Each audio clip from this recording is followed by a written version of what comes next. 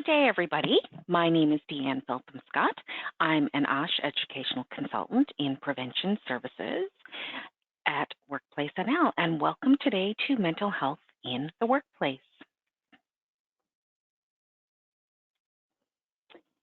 This webinar today is a part of our learning series, and the learning series is a program that is designed and delivered by staff at Workplace NL. The purpose is to increase the education and awareness of occupational health and safety, as well as return to work. Workplace NL, we are the Workers' Compensation Board in the province. We serve approximately 215,000 workers and 18,000 employers. We administer an employer-funded, no-fault workers' compensation system that promotes safe and healthy workplaces, provides return to work programs, as well as offers compensation to injured workers and their dependents. I work in prevention services. We are a department of health and safety professionals that focus on promoting occupational health and safety education and awareness with employers and employees throughout the entire province. Today, we're going to talk about mental health and mental illness, the differences between the two. We will spend some time talking about the workplace and the relationship between mental health and where we work. We'll also look at some myths and some stigma, tips for the workplace, as well as some just some guidance in helping a worker who is in distress. So let's start by defining psychological health or mental health. Those are two terms that we use interchangeably. And the World Health Organization, they have defined mental health as a state of well-being in which the individual realizes their own abilities, they can cope with the normal stresses of their daily life, they're able to work productively as well as successfully or fruitfully, and they're able to make a contribution to their community, their workplaces, as well as their families. And on this slide, I just have some key words that you can pull from that definition of traits and attributes that you would see in someone who has good mental health. So 1 in 2 Canadians will experience a mental health problem or illness by the time they are 40 years old. Every year in Canada, 1 in 5 or 20% of us will experience a mental health issue or a illness. 500,000 of us miss work every week because of a mental health issue or condition that does not allow us to go to the workplace.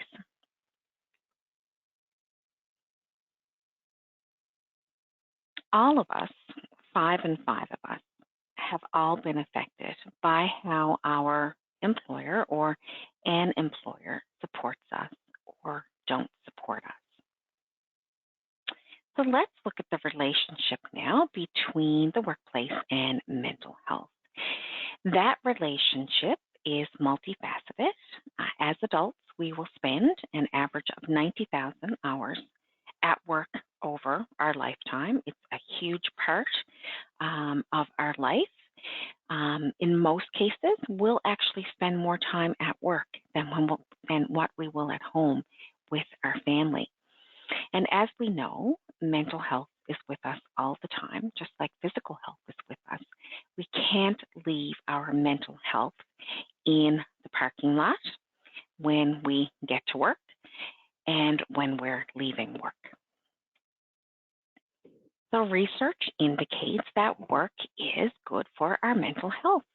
Many work-related factors contribute to, as well as support our positive mental health. They include just being engaged in challenging and satisfying work, having managers and coworkers who are supportive, as well as gives us opportunities for the use and further development of our skills, as well as any interest that we have.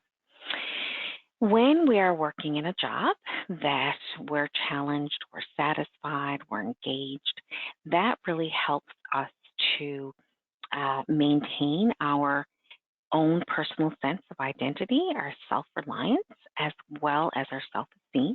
And all of this together helps to sustain as well as protect good mental health. But we also know as well that work can have a negative impact on our health, physical as well as mental.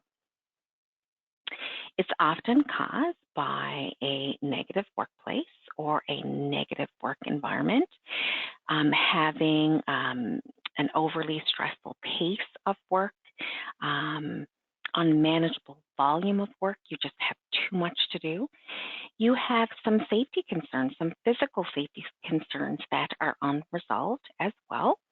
And also workers who are not recognized for the effort and for the contribution that they make to the organization, that can also have a negative impact on our health.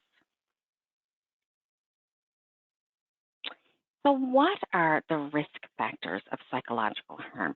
What is it about a workplace and the factors in that workplace that can potentially cause psychological harm?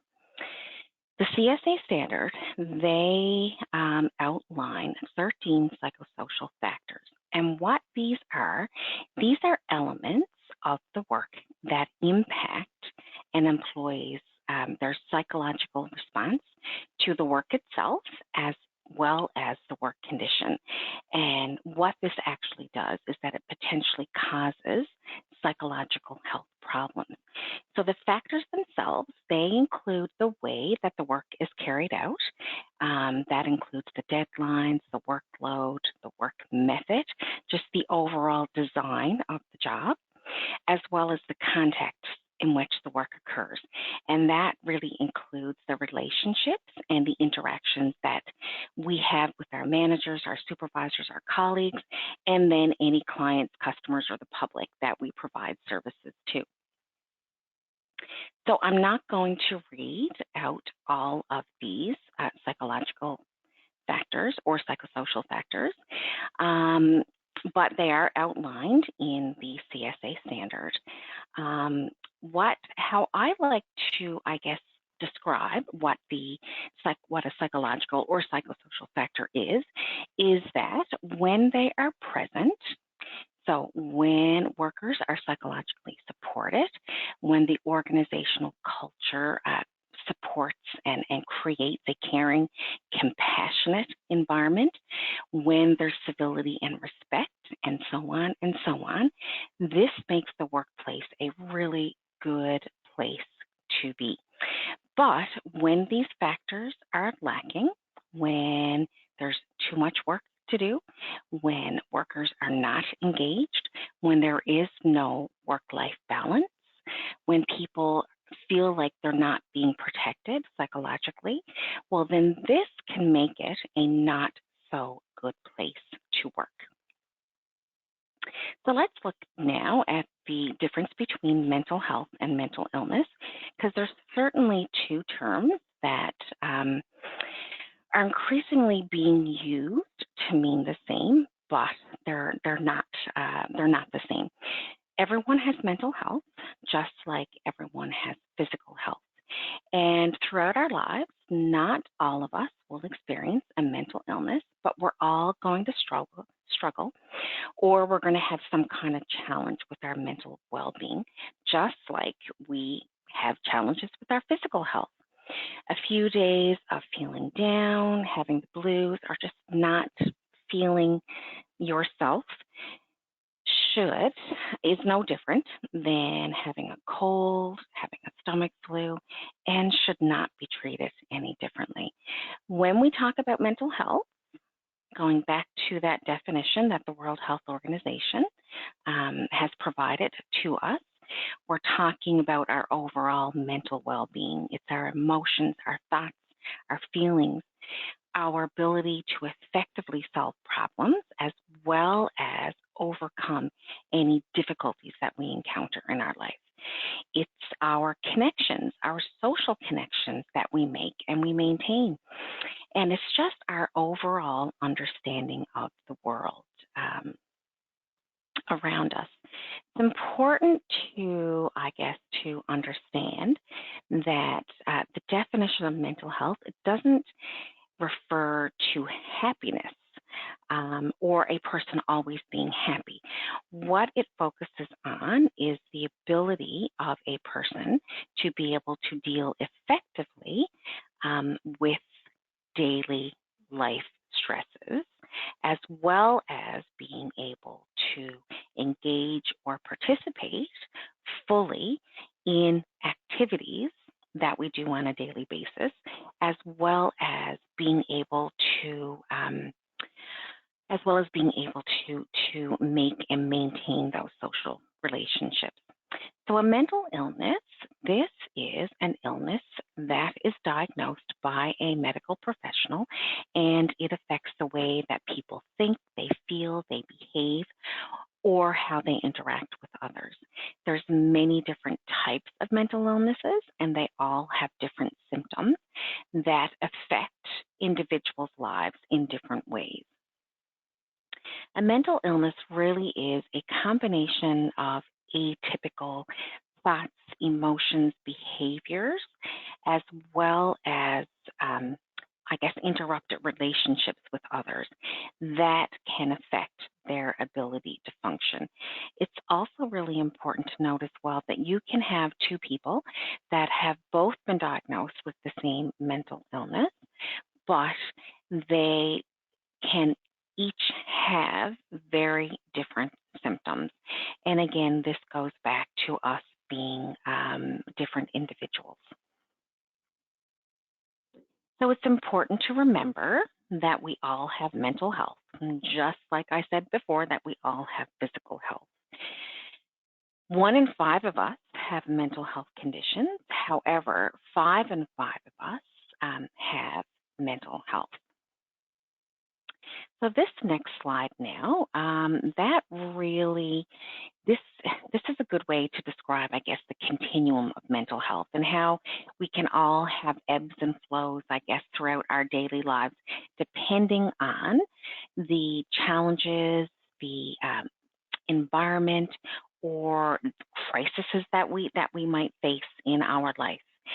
Mental health is not black and white in either we have issues or we don't have issues. It really lies along a continuum that we see on this slide.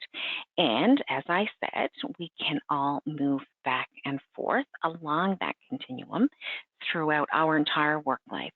Our goal is to stay in the green, and to stay in the green by practicing self-care or self-soothing activities, as well as creating high-quality social connections and support. And that self-care and that social support is really important as well when you start moving from healthy to reacting. When you are engaging in self-care, those supportive networks, you can get yourself back to the healthy stage. But as we've learned in previous slides, 1 in 2 of us will be in the orange or the red by the time we reach 40, and 1 in 5 of us at any given time through the year can move there as well. So due to just these 2 stats alone, and there's many other stats that are available to us, it's critical that employers develop a strategy that includes preventative measures or ways that employers can keep workers healthy and in the green while they're working. But we also know that during these times, employers are going to be required to have supportive policies. And these policies would consider and include early intervention to help us navigate through those challenges, as well as supportive policies to help workers who've had to leave the workplace due to a mental health condition or an illness, help them get back and effectively transition back to the workplace. When we move to the injured and into the ill stage, that's when we will need to seek some professional care. That's when you really need to tap into your EFAP program, or if you don't have an EFAP program here in the province, Bridge the Gap and Wellness Together Canada, they do provide some wonderful resources, as well as organizations, websites, associations that can help you get that professional care that you need. So now we'll go through the 4 stages and just, I guess, some traits or some attributes. So when you're healthy, your fluctuations in your mood are normal. You're better able to take things in stride and kind of, be able to let those things go that that really make no difference in your life. Consistently at work, our performance just stays at that level that it normally is. You have normal sleep patterns. The quality and the quantity of your sleep remains consistent and consistent for healthy sleep patterns.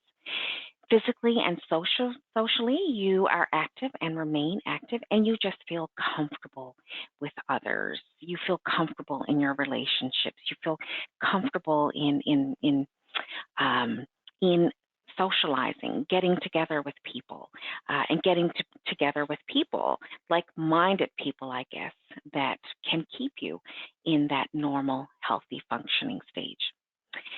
Then once you move to the reactive stage, this is where, of course, the self-care and the social connections that I talked about earlier really becomes important. When we're reacting, this is we're sort of moving into that stressful or distressed phase, but it is reversible with those self-care and the social connections that we've made. Some traits of people who are reactive, you notice that you're more irritable as well as impatient. You become more nervous. Your worrying increases. You can have more periods of being sad or just periods of melancholy. Procrastination or putting off things that you can do right now becomes increased. You can become more forgetful. You start to have trouble with sleeping. Perhaps you're not falling to sleep as quickly as what you did. Maybe you're starting to wake up in the nighttime, but still able to easily get back to sleep. Your energy is much lower than what it would be if you were healthy. Just difficulty in relaxing, the intrusive thoughts as well. That can really affect your ability to rest and relax as well. And you're starting to really cut back, I guess, on the social connections that you have. Then when we are moving into the injured phase, that's when you'll see significant functional impairment in individuals. Anger and anxiety are more pronounced. You have this lingering sadness or hopelessness or just feelings of being worthless. When you're in this stage, it's very difficult to shake it. And it's because of those intrusive thoughts that you're having that make it more difficult. You become preoccupied as well with perhaps events or situations that really have no benefit or positive impact on your well-being as well. We can see a decrease in performance in school or at work, so you're just not doing your job at the ability that you can do or have done it in the past. And this is when we'll really see disturbed sleep, perhaps insomnia, waking up and taking a long time to get back to sleep. You'll notice withdrawal and as well as just avoiding social situations because of the anxiety and the worry and just the overall stress that they cause. Then the illness. Once we move into an illness, of course, this is diagnosed by a medical professional, and that's when it's determined, I guess, a clinical disorder, and your functional impairment would be considered to be severe as well as persistent or consistent. It depends on the illness itself, because of course all mental illnesses have different symptoms, but generally speaking, you'll find that you have significant difficulty with controlling your emotions, your thoughts, your behavior, along with the mental illness. You may also have high levels of anxiety. You might notice that you start having panic attacks.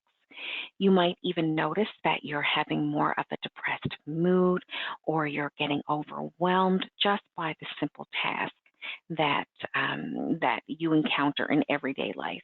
Because you're not sleeping and you have that disturbed sleep, then you're constantly fatigued. You're not giving your body, your physical and your mental health, that rest and recovery that it needs because of everything that's going on that's disturbing your sleep, that you're constantly fatigued. And then in some cases, you can also have disturbed contact with reality. And here is those two websites that I was talking about. The first is Bridge the Gap. This is a wonderful resource. There is a section there for adults as well as for youth. There is so much that's available to us here in the province that we can access directly from here.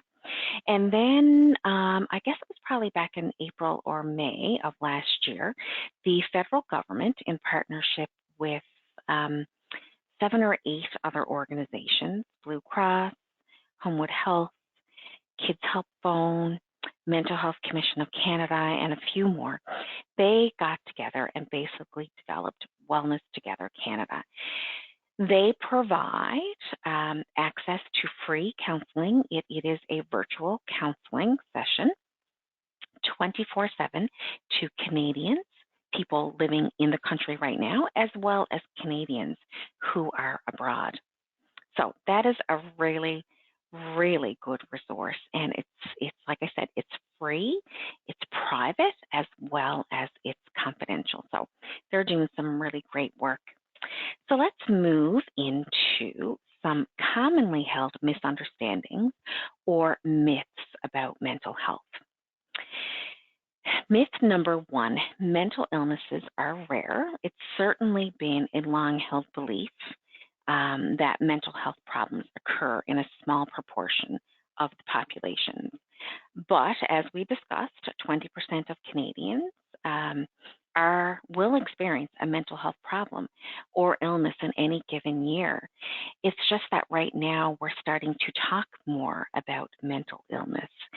And once we start talking about it, then people are realizing just how many people are actually impacted by mental illnesses, either directly or indirectly.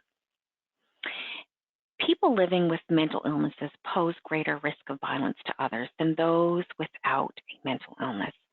There's so many misperceptions around the relationship between mental illness and I guess the propensity for violence.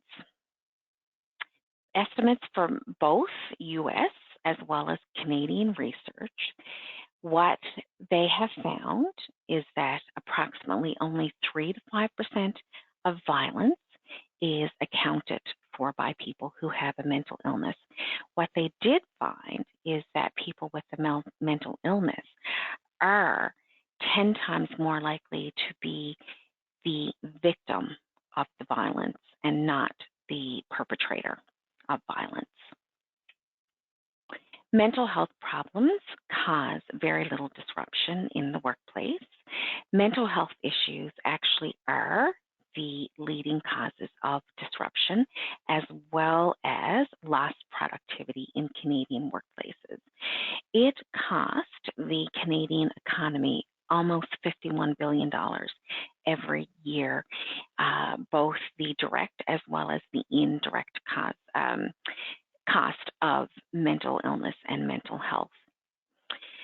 In 2020, depression became the leading cause of disability worldwide.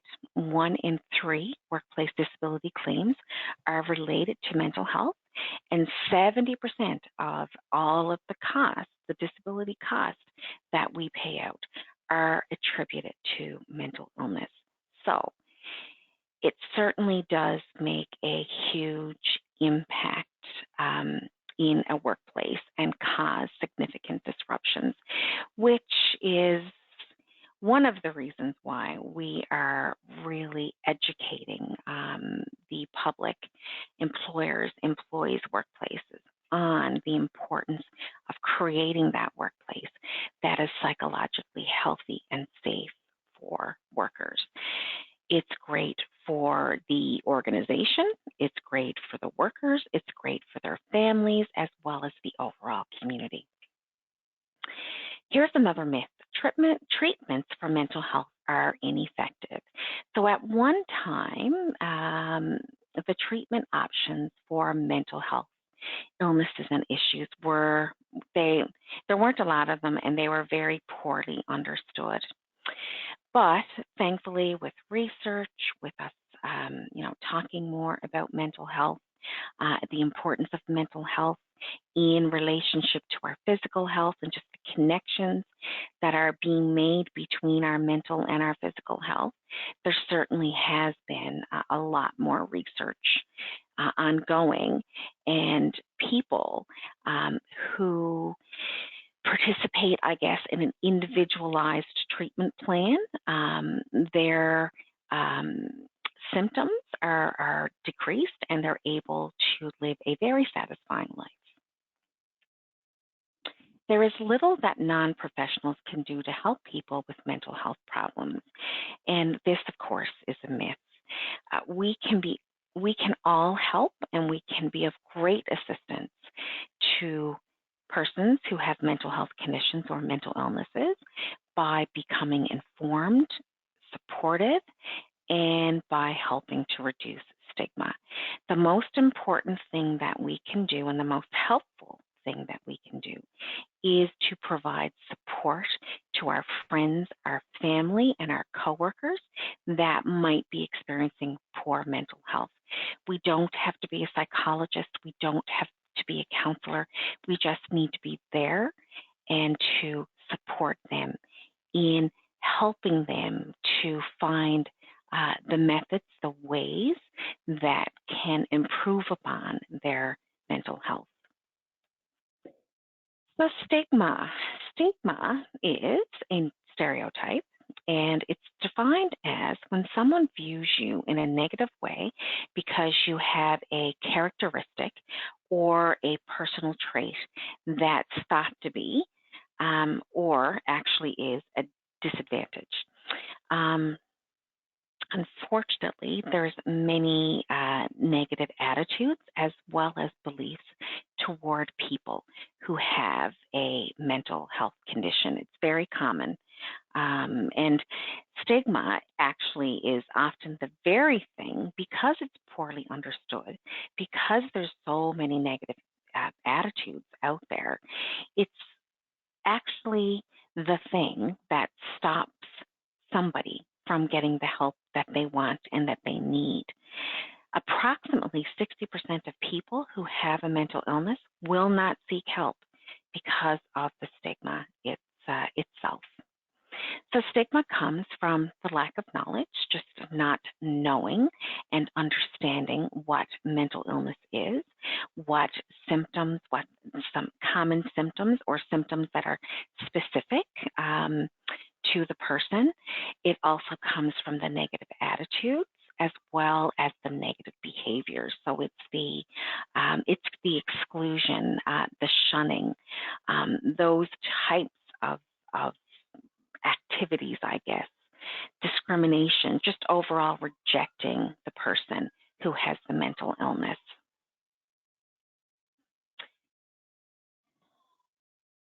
So there's definitely effects of stigma on the workplace for employees with a mental health condition.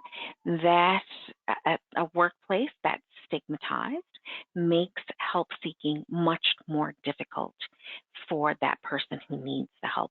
They might fear the negative consequences that might result from disclosing their mental illness in the workplace, like those negative behaviors that we reviewed, the shunning, the negative judgment, the discrimination, perhaps being afraid that they're not going to go as far in the organization that they'd like to go.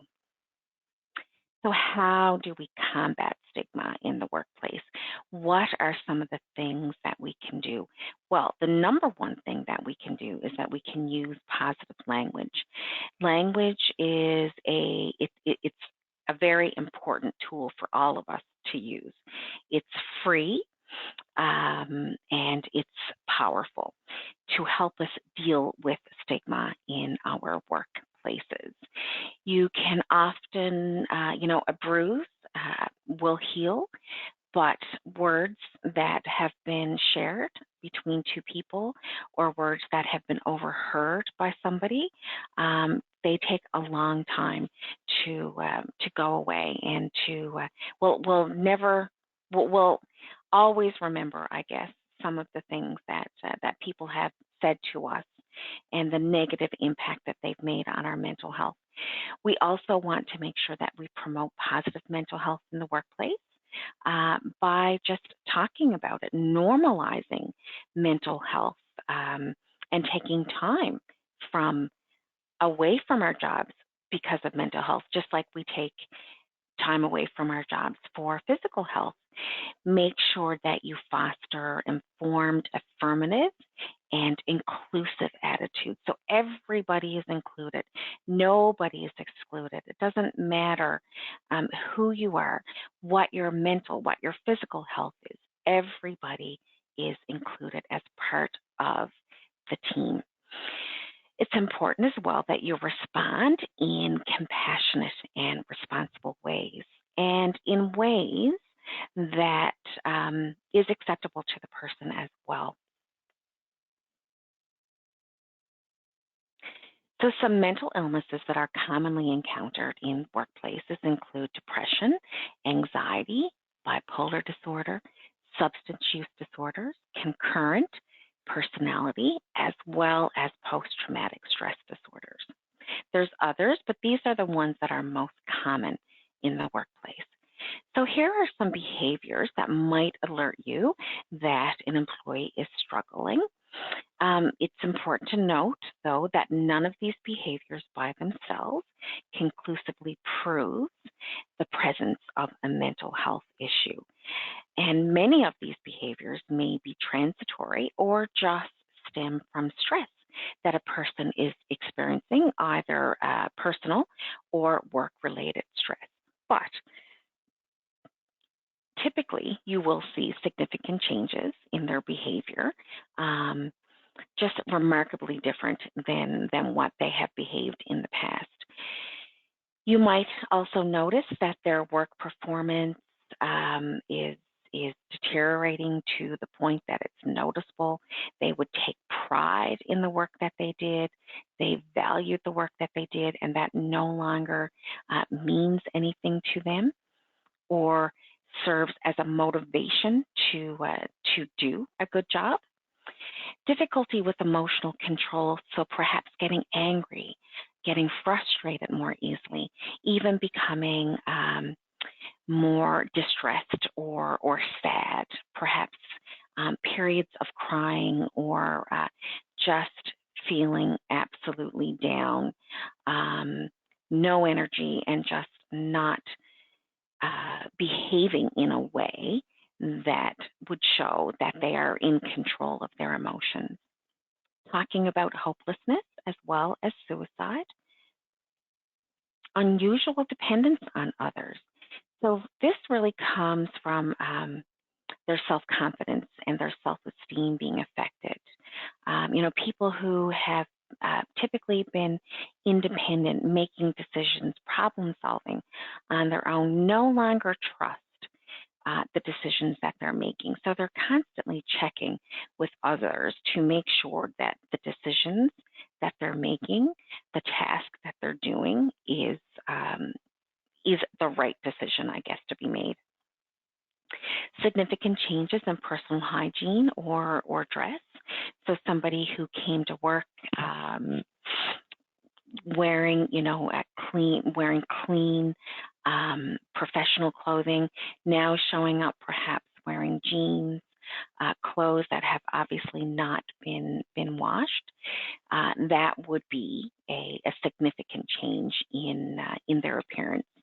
Becoming withdrawn, and not withdrawn from the work itself, but as well as being withdrawn from from the social aspect of work. And this would be especially noticeable for somebody who was, kind of like the social butterfly and someone who liked being involved in the social aspect of work. And then all of a sudden, they just stop being involved in that. So just some little, I guess, cues of some potential behaviors to look out for. And then there's some functional limitations that are associated with mental health problems. So just some things that I guess limitations that you need to really watch out for that could affect the optimal functioning of the individual. There could be some medication side effects that might limit what they can do.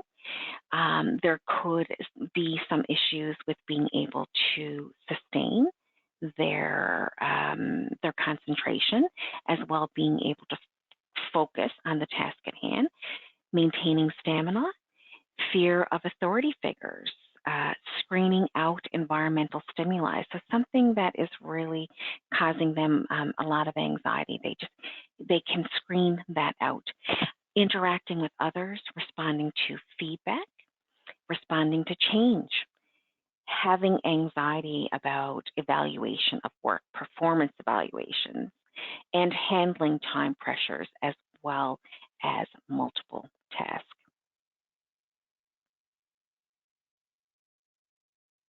It's important as well to keep in mind that not all employees with mental health challenges will experience these functional limitations, and not all employees who experience these limitations have a mental health condition. These are just some of the, some of the potential limitations that you need to be aware of. So generally, an individual is responsible for their own health and safety and their own well-being, whether we're in or outside the workplace. However, we all do have the right to return to our homes at the end of our shift in the same way that we left. That includes both physically as well as mentally or psychologically. The employer is responsible to do no harm and to provide a workplace that is free from health and safety hazards, and those health and safety hazards include psychological hazards. Can an employer's failure to provide a psychologically healthy and safe workplace result in legal liability? And the answer is absolutely yes. An employer can be held liable for damages under both occupational health and safety legislation as well as human rights legislation for failing to ensure that a work environment is free of discrimination as well as harassment.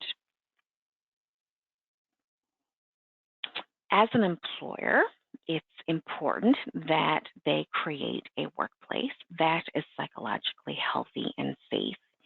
A psychologically healthy and safe workplace is one that actively promotes and protects the mental health of employees. So now we're just going to briefly, I guess, touch on what does a psychologically healthy and safe workplace look like, and just some quick tips in how you can actually create that psychologically healthy and safe workplace. The first thing that you want to do is you want to create a harassment-free workplace based on civility and respect. Every employer in the province is required to have a harassment prevention plan, and that came into effect January 1st of 2020. So I encourage you to go to legislation and section 24, I believe, and look up what the employer's, workers, supervisors' responsibilities are regarding the harassment prevention plan. It's important that you support employees in developing healthy behaviors and making wellness a priority. So how can you do this? Well, you can have a wellness program at work. You can offer incentives to workers to participate in these wellness programs, gym memberships or discounts for gyms. Seek out staff members within the organization that have skills in fitness or perhaps nutrition, and just encourage them to share their knowledge with people. On break times, encourage people to get up, leave their desk, get outside, even if it's just to go for a walk in the parking lot, just to get away and to totally detach from the work, psychologically, mentally, as well as physically, and just make your wellness while at work a priority. Actively promote a healthy balance between work and personal life. And of course, during this pandemic and those who have been working from home, this can certainly be more of a challenge, but it's important that you encourage your employees, if you are an employer or supervisor, to keep their work life and their home life separate, perhaps even putting in place a no device policy after work. How very often we're all tempted to sort of look at our phone and to see what email is coming in or what text is coming in. And it's important as well that, if you're promoting this work-life balance, that you provide the information to workers on the importance of it, and as an employer and as a supervisor, that you follow the guidance, I guess, and the directions that you're giving your employees, and make sure that you create that healthy life balance. Acknowledge stress points and challenges in work. So encourage employees, consult with employees in finding those aspects of their work that creates stress triggers for them, or stress points, and creates challenges with them. And be open to find solutions to help combat that excessive stress that they're feeling. And help find ways to decrease the stress that's associated with that particular job task that they're doing.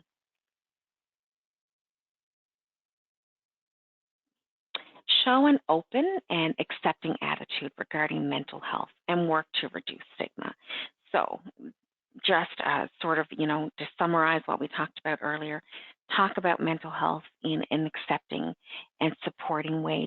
Challenge any stigmatizing comments and behaviors when you observe them, and use and educate staff as well on non-stigmatizing language.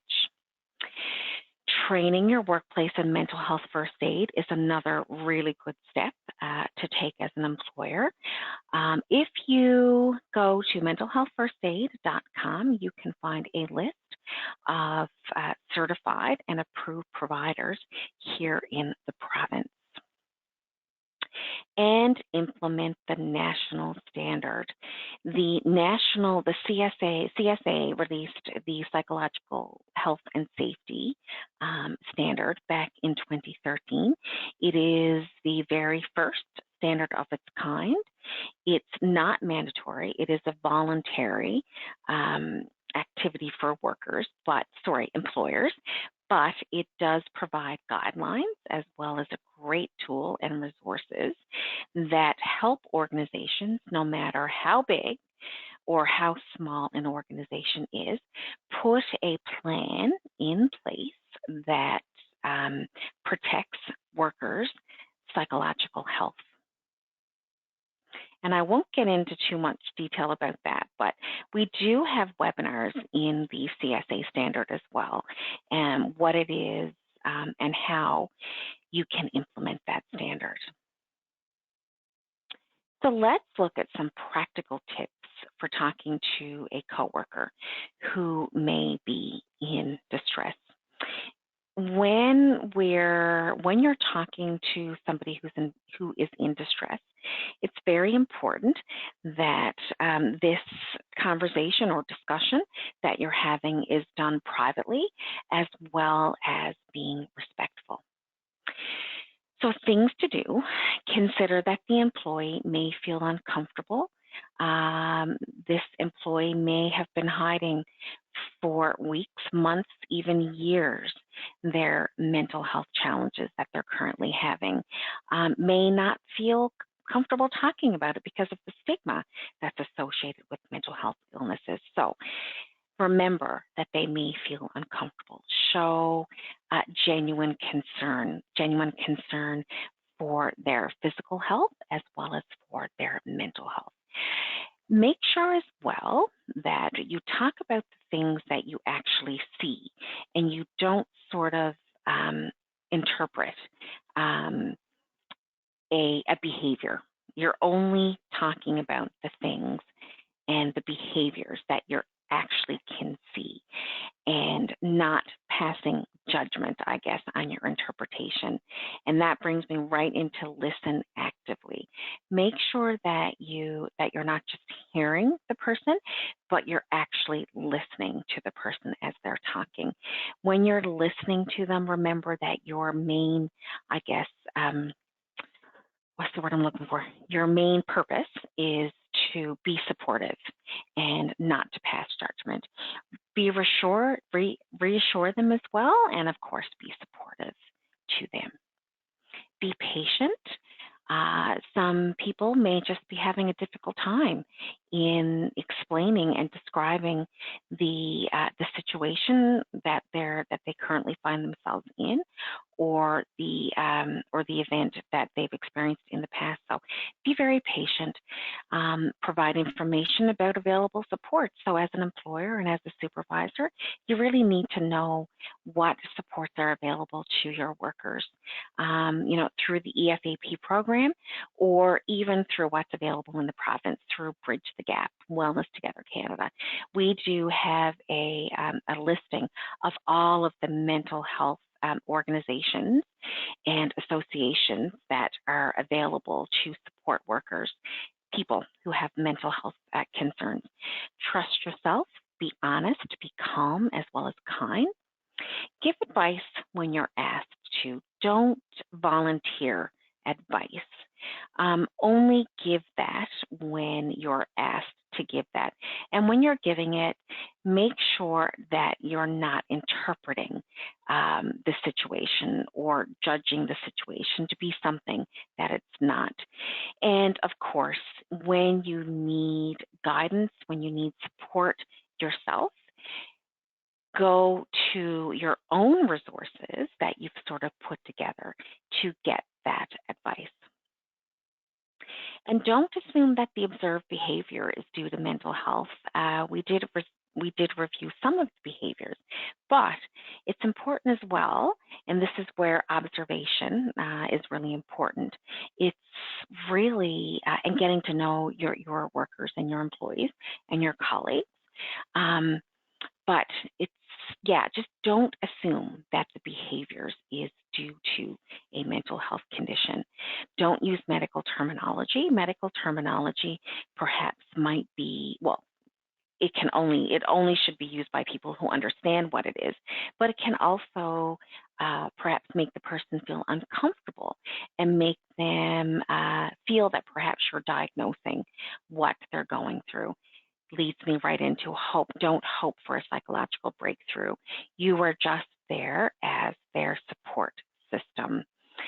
Don't force the person to talk, and don't assume the role of a counselor or a caregiver. Don't nag, plead, beg, or threaten, or get into some type of power struggle as well. And that's where your patience and your kindness and remaining calm really comes in. And avoid criticizing or shaming the person, prying into the situation, and don't expect the person to comply. And it's important as well not to ignore your own feelings. For some of us, it might be the first time that we've actually had to provide support to somebody who's in distress, and it can be unnerving. It can create anxiety because you want to make the person feel better, and you want to, and you don't want to, for that person to feel that, or for you to feel that you're actually making things worse. And don't overestimate what you can accomplish. Sometimes, you know what, just sitting down with the person and just being with them is enough for that situation. Doesn't seem like a lot, but it can certainly accomplish quite a bit in supporting somebody who is who's experiencing some type of mental health event. So just overall, this is kind of like a Cole's Note version, I guess, of things that we can all do on a daily basis. There's short-term things there, there's long-term things there, there's things that we do over a year kind of thing.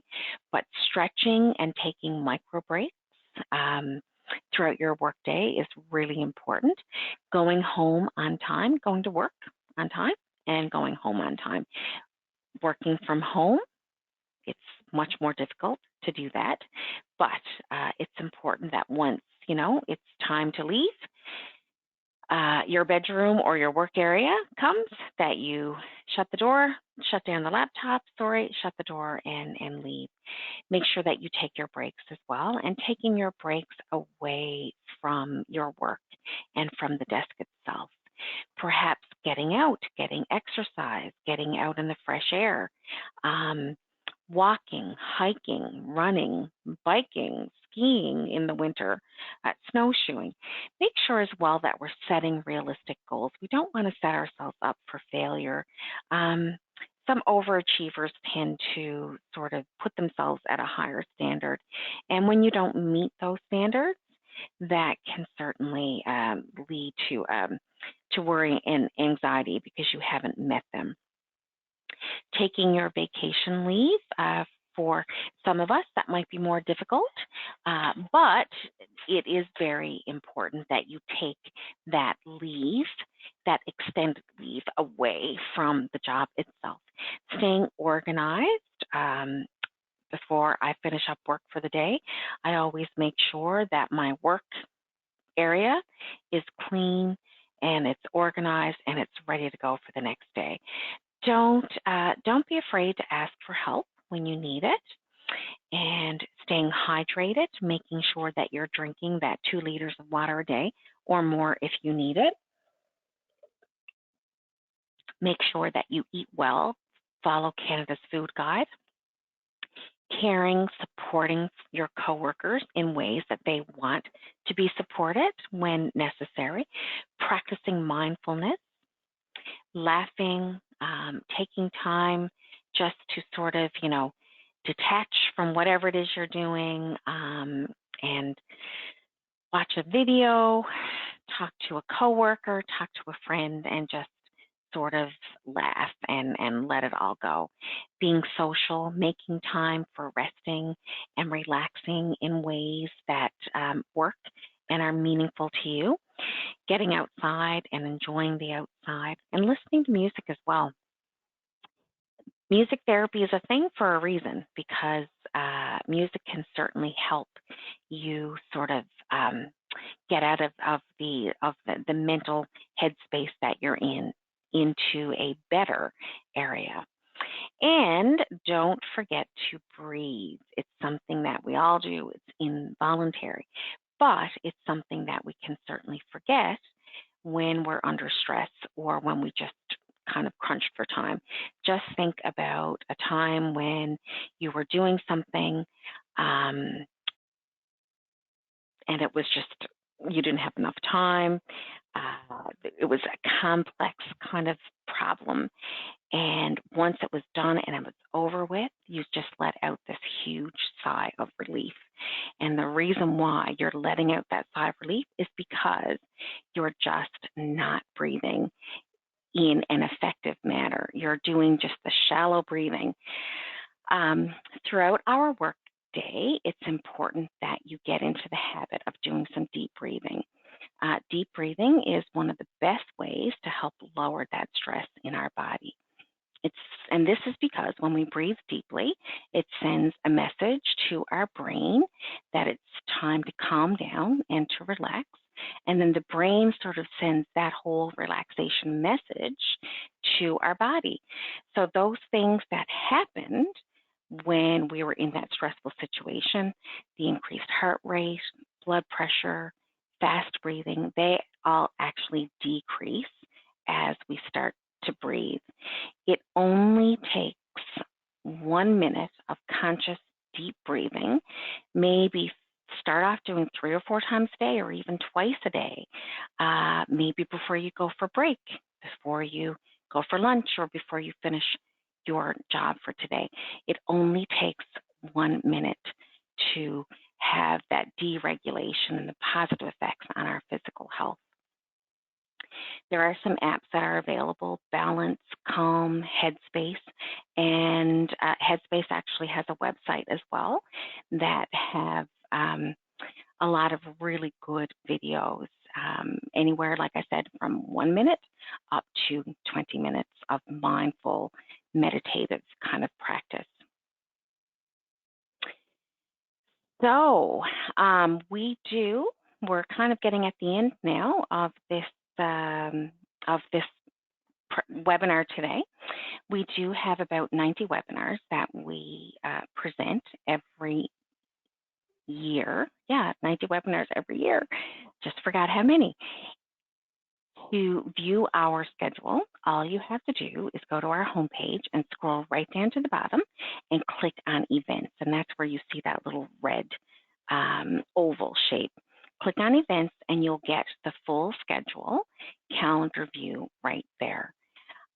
If you want to have information come directly to your mailbox about our webinars, you can sign up for our MailChimp. And on the events page, you can, right up there on top, you can actually click and give us your email address. And every month, you'll get notification of the webinars that we are offering for the next month. Thank you very much for joining me today. Have a safe, happy, and healthy day.